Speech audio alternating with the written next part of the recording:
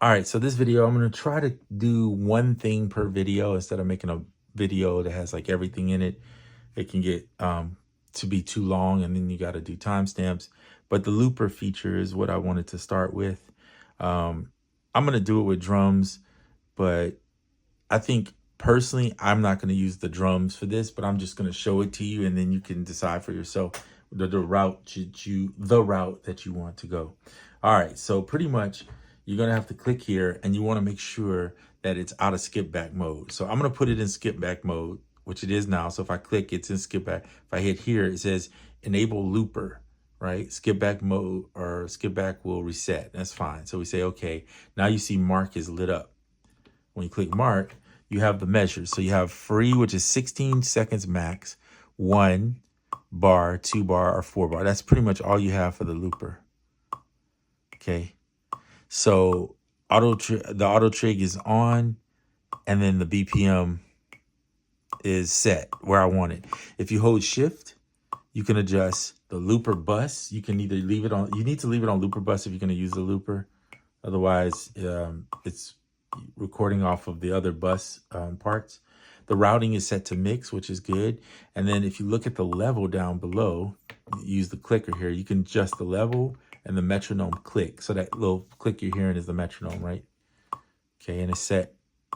So now to record, you just press record, and you'll see it says record wait. Okay, so now you play whatever you're gonna play. So if you're gonna do drums, then you would go in.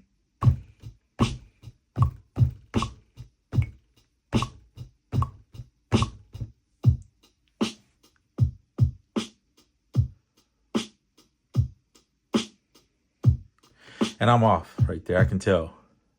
So if you mess up, hit the record it, which stops it, and then hit delete, and then you can delete it. You got to catch 2, 3, 4, 1, 2, 3, 4. You hear that? That accent? 1, 2, 3, 4, 1, 2, 3, 4. Now it's on. You can adjust the play rate. You set it at 75 and slow it down and speed it up and different things of that nature if you want. But you see how it automatically, the first time you do it, goes into play mode. So now if you want to record over that, you need to hit resample. So record again just stops it. So, but if you hit resample, now it's going to wait for the overdub.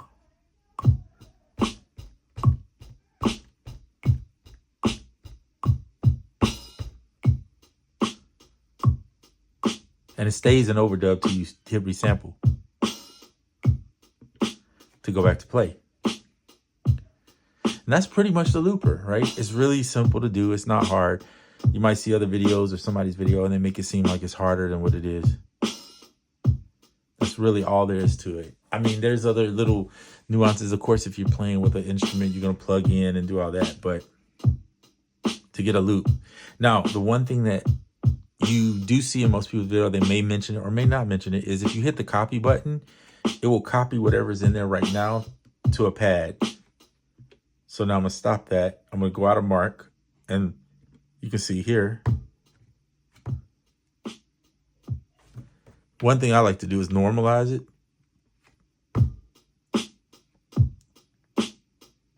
Turn the gate off so it just plays. Put it in loop.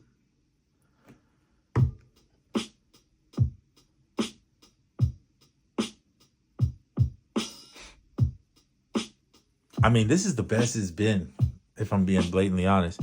I used to have to sit there and try to figure out where the loop is, which I would play back another kick to know where to chop it. Now it's totally done away with. You don't have to do all that.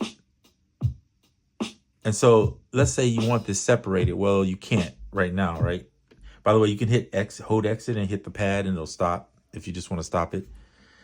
So you can't break this out once you do it, right? That's the one downside. But let's hit mark. Let's go back in. We're going to delete what was in there. Now we have it empty and we're going to record again. This time though, before I do this, I'm going to just show you one technique I use, and that's in the pattern mode. So if you go to the pattern mode, let's delete this pattern here, and you hit record, select the pad, you do a 2-bar length, the TRX, which you hit remain to go in the TRX right there, will allow you to plug in the snares, let's say, right? And maybe you want it to shuffle a little bit. So maybe you want to nudge the snares a little bit that way, maybe. So then I hit record again, and I'm going to hit the sub pad and pick the snare. And now I'm going to put the snares in.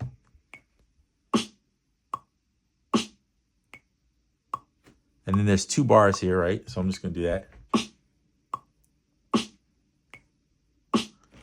So you can see I did a little shuffle with it. You can move the start button if you want. Like -5 or something. And then that'll give it the swing too, right?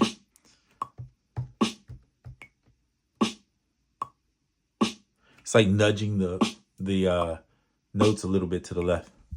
There's another way you can go in with the pattern editing and do it too. All right, so we're in this pattern. You can hit the pattern editing, right? And it shows you the BPM. You can also duplicate and chop. But if you record, and there's a different way to record it too. And you can make this more bars in the pattern editing, which I like better. But if you're in, let's say you're out of the pattern area, you're in here and you want to do it, you could do a resample in here, select this pad. It will wait. Now, here's the problem. If you do the wait, well, your first note, I'm going to exit out of it. If you do the wait, the problem is your first note is doing the snares is not going to be on.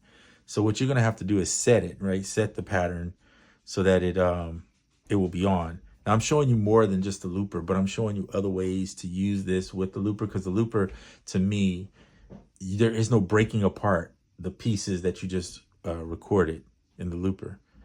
So the resample kind of helps with that. Now, if you look at the top, you'll see BPM, and then you'll see M2. That's how many, that's the loop. Okay, so then we'll pick this one. And instead of doing wait this time, I'm going to do a count in with 1 measure, which is fine with me, right? Now you press the pad to start. So it says press pad to start.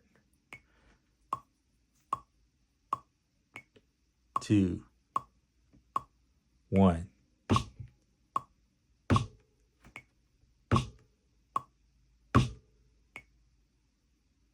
Boom, and it stops it automatically, and you should have a perfect loop. We'll take the gate off and look at it. Okay, normalize it.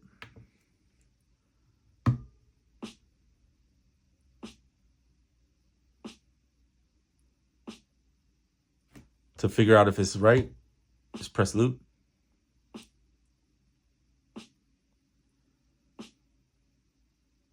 It's on. That's so easy. Before, I mean, so you have, remember I hit exit and then hold exit and press the pad to stop it. That's so much easier to me than trying to, I find that easier than even using the loop feature. Not that the loop isn't good. The loop has its purpose. It can get you started with something maybe.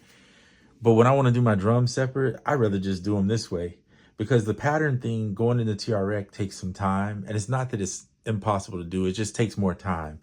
Whereas this, I can just play a 2-bar, especially if I'm only going to do like a 2-bar or a 4-bar where it's not that much going on. I find it easier just to do it that way. So I just showed you 3 options. I'm going to delete this now. There's the resample option, which now gives you an amount. Oh, and by the way, let's put this at 75. I'm going to show you this real quick.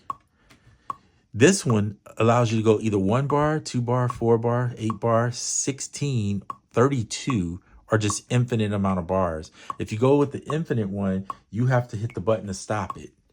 But it does pretty good at judging where the timing is, as long as you're not completely way out of pocket. But most people don't need more than 32 bars. That's a lot of bars to play. So I think if you're playing, unless you're doing something really fast, and then it is what it is. But like, I mean, most I'm probably going to do is 8, especially on drums. I'm not going to do more than 8 on drums. That's a lot. It gets to be a bit much. 4 is probably a number most target. You also have this meter here, so it tells you how hard the sample is hitting. So you can pick it, right? We do that. Now, if you want to start the pad, instead of doing it that way, if you have a count in, just do it this way. 3, 1.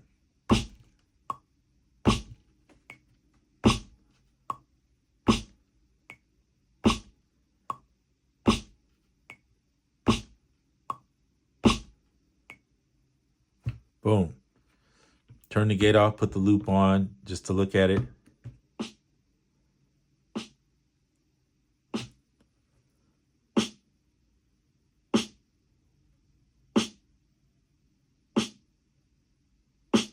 That's so much easier.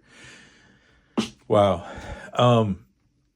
Now, one thing about doing the TRX is if you're trying to get your stuff perfectly on, you can quantize in there.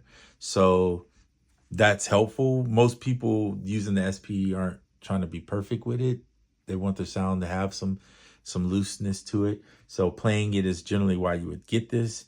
I wouldn't say get it for the sample, but I mean for the TRX, but the TRX kind of cool feature to have. Okay, so looper mode, hit the mark. You're there after you've done this, right? Hit the mark. Do your little setup of what you're gonna do. How many? Up to 4 measures. I'm gonna exit out of there.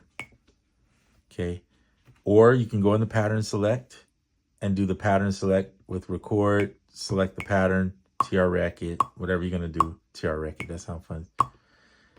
Okay, I'm gonna delete that because I'm not gonna use that. Delete it. There you go. Or use the resample method right here and set the bars that you want. And the resample gives you now that option to set the bars, which is huge. One of the best updates I've seen for this particular device. I don't want to complain, but I wish they would have had it on day one. I think a lot of people would have stuck it out with this and really been, if they had just put that in there, just make it easier to sample and not complicated, especially now that we have stuff like, you know, Koala. And then putting Koala with it is just like next level. If you really want to have a screen with it, being able to do both. So many options. This video just kind of showed you 3 options to do. One, looper, obviously, pattern, as well as resample. And those 3 methods are the main 3 methods you would be using in this machine to record. All of them now have gotten so much easier. And I'm not perfect, and nor am I a drummer, but if I can do it, I know you can. All right. So if you decide to go this route with this machine, just know you have now a controller, an audio interface, you got a looper, you have obviously a sampler, you have the effects that are in here, and all of that combined together, and I'm sure it's going to get even better, makes the SP404 Mark II a really cool machine to work with. All right, that's the end of this video. I said I wasn't going to make it that long, but I did anyway. Apologies on that. Just know that I'm making the video just to help. Hopefully you like it. If you can hit the like for me, and definitely let people know.